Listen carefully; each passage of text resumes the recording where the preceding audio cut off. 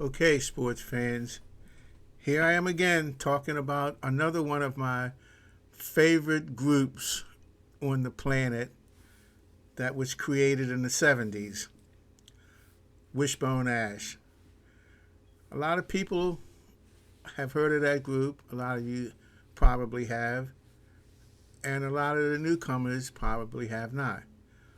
But that's okay because right now most of these podcasts are dealing with groups on the 70s that made an impression on me, ME.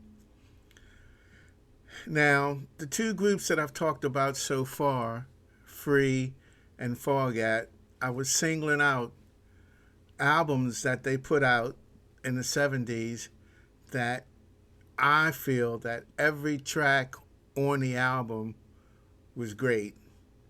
Was great. Mistake no doubt. I really like these albums. And that's the way it was for a lot of the good bands in the 70s, that every song on the album meant something. It ended up as strong as the first, meaning the last song was as strong as the first song when you put on the CD. Now, sometimes I used to always get sad at the end of the album because it was done. When I flipped it over and played side two or side B and realizing that was it, which, well, you started all over again, but it brought a little sadness to me. And the two albums I've already talked about, the Foghat Rock and Roll album and the Free Fire on Water album, were great albums. Great. If you haven't listened to any of that stuff yet, please listen to some of that stuff and get back to me. Maybe I'm crazy. I don't think so. These were just, if you like good 70s rock and roll, these are two really, really good albums. And this group, Wishbone Ash, who I'm talking about today, is no exception. I'm going to be talking about an album they did in 1972 called Pilgrimage. I'll cover my face up for a minute. Okay, now, I think this was the best CD that they ever did. I mean, all the rest of the CDs were good, but the original lineup didn't last too long. I think Ted Turner left after Wishbone 4, and I don't know if they got burned out from being on the road or what, but on the album Wishbone 4, there wasn't that Wishbone Ash killer sound that I was used to. Maybe they tried to go commercial, and sometimes that happens. But the original lineup in that group, and to me, was my favorite out of all of them, was Andy Powell and Martin Turner on guitar. Ted Turner, I'm sorry, let me back up. Andy Powell and Ted Turner on guitar, Martin Turner on bass, and Steve Upton on drums. Now, I want to talk about those guys a little bit individually. Andy Powell was the guy that used to play the Flying V guitar, and Ted Turner usually played the Strat or Fender. They played so good together. I just wondered how long it took them to come up with those harmony lines that they used to constantly do. They always had some kind of harmony thing going on in their songs, whether it was an instrumental or whether it was a kick butt rock tune. Just always good twin guitar parts. It wasn't the thing, which it's one of the things I detest is like playing in different bands when you have two guys playing and you have one guy playing rhythm all the way through the song, and then there's another guy playing leads, back and forth, in and out. I guess because I was spoiled on groups like Wishbone Ash or three-piece groups that the guitar player had to do it all, I never liked that setting to me. I never liked the two guitar players where the one guy just played rhythm all the time Because I've been listening to Wishbone Ash, and these guys were rocking. I'm like, no, man, guys need to do something different. It's too predictable. Now, the story goes that when they were putting this band together, Ted Turner and Andy Powell auditioned at the same time for the group Wishbone Ash. And they couldn't make up their minds. They both were so good, and it had impressed the other guys so much that they decided to keep them both. What a great story. You got to love that. Well, we can't decide, so we'll just take both you guys. I'd love it. It was a wise choice, too. A very wise choice. Hey, and then Martin Turner, the bass player. I love this guy's bass playing. First off, I loved his axe. He played a Firebird bass. Thunderous sound. Thunderous.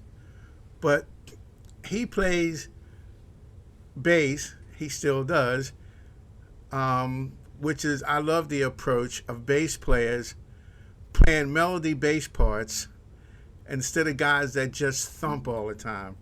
I mean, being a drummer, it drives me crazy when I'm playing with somebody that just thumps all over the place. I'm always searching for that next melody that's going to inspire me, whether it's the vocals, whether it's the guitar player or the bass player. And this guy, Martin Turner, who played bass for them, he played melodies on the bass, really, almost like a third guitar. Some people say that bass players are frustrated guitar players anyway. I've heard that a lot over the years. But this guy's playing was great. I loved the way he played, and I was so fortunate to have played with a guy, Zeke Johnson, for years, who is an amazing bass player, but he's working his way on becoming an amazing father of 4 boys right now. So I had to let him go. I didn't want to, but he's got a big chore ahead of him. So he's raising 4 boys. But he played that way too. He played melodies on the bass, and I work so well with bass players that play melodies that instead of what I call that thumping thing, which drives me crazy. If it's not my gig, I deal with it and work with it. But as far as when I'm playing or on my music, I like a bass player that plays melodies. And luckily, I gotta say, my engineer, Ken Hornoff, who runs the studio where I've recorded my last 6 CDs, plus we did 2 live remote CDs. He's taken on as being my main bass player now, and he plays the same way. He plays melodies on the bass, which gives the song more directions to go. I love that. And he's working out very well. Sometimes you don't know what you have. So I miss Zeke like crazy, but Ken is doing a fine job, and we're still cranking out songs. Okay, so this album, Pilgrimage, just rambling on there a little bit, but every song on this CD is killer. And I know you're going to say, well, you said that about the other 2 CDs. Well, it's true. It is true. These songs on this CD album, oh, you almost got me, are great. They are truly great. And getting ahead of myself, I forgot to mention Steve Upton. Mr. Steve Upton, the drummer for Wishbone Ash for years and years and years, until he finally gave it up, had a lot of jazz influence in his playing. I love the way he played. I've learned a lot from him. He was one of those left-handed guys that I feel have so much of an edge on us righties that, I'm jealous. But what a great player. And you can tell the jazz in his playing. The first song on this pilgrimage CD, they start off with is the old jazz tune called Vastas or Vastis. Um, Great song, great drum part. And those guys are scatting. You know, who's ever handling the vocals, whether it's Andy, Ted, or Martin, that they're scatting these jazz lines on this tune that is just so cool. And Steve Upton does this nice little drum part at the end, which is really neat. But they go on, and as the album progresses, the songs are just, every song is just like driving home. What's just that is so good. And they actually have a couple instrumentals, like little instrumental passages. One's called Alone, and I forget what the other one's called, but they are so nice. The harmony guitar parts are working really well, just really nice. And then they go on to, a couple of the hits were on this song, radio album hits, Blowing Free, Jailbait, a fresh new approach to the rock thing that was going on. They were really good, really, really good. So this is another one of those CDs that I highly recommend, is the Wishbone Ash Pilgrimage CD, which is, I think, is the best one. Now, I want to talk a little bit about the first time I saw them, me and my wife, Linda. We saw them at the University of Maryland Cole Fieldhouse in Baltimore. They were playing in a gymnasium. And so we were sitting on bleachers. And I remember Ted Turner walking out to the edge of the stage, and he looked around and he said, "I feel this one's going to be a good one." I'm like, wow, that's pretty cool. Pretty cool. So then they started playing, and the first song that I would have never thought they would play, never in a million years, was the jazz tune Vastis. It just blew me away because I thought they would play all the hits. No, they came out with something like that as their first song, and I was done. Or maybe it was the guy next to us that passed us the bowl, because as I recall, this was the first concert that we had went to where we didn't have our own smoke. I mean, let's face it, you didn't go to a concert in the 70s if you wouldn't pack and smoke some kind. And we had nothing, whether we couldn't get anything or what, we just didn't have anything. So we were going to the concert dry. We didn't have a thing to smoke. And they started playing, and it was just like, it didn't matter for a minute or two. And then the guy next to me passes me a bowl that had blonde hash in it. And I'm like, what? You got to be kidding. It is a really great show. So that's a little funny story. I mean, they were really, really good. Really good. And I actually got to see them this year, earlier this year, at another great place to see a concert at the Ram's Head in Annapolis, Maryland. Now, Andy Powell is the only original guy still playing with him. And we had been sitting on these tickets for 2 years because of COVID, that it was canceled and stuff. We had been sitting on these tickets. So we finally got to go. And I ended up taking my studio man, Ken Hornoff, to the show with me. And it was great.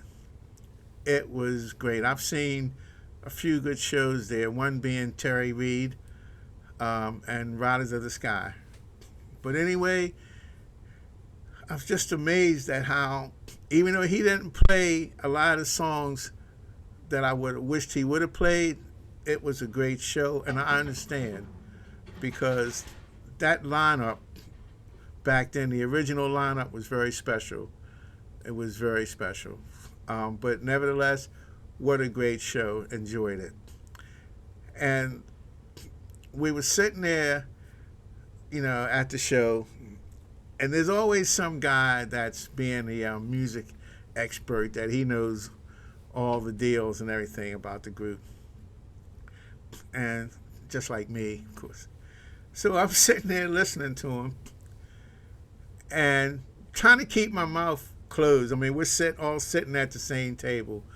And he's rattling off all this stuff about Wishbone Ash. Now, granted, some of it, each to his own. All right? I get that, He might have liked this album, I might like that album. I get that. But he really blew it when he was talking about the one album that he thought was like their best album. And I said, have you ever listened to Pilgrimage? I mean, have you really ever listened? I finally couldn't shut up anymore. I said, Pilgrimage, hands down, is the best album they ever did, without a question. And I'll fight anybody on that. You want to fight me about that? You have your opinion. Yeah, I understand that.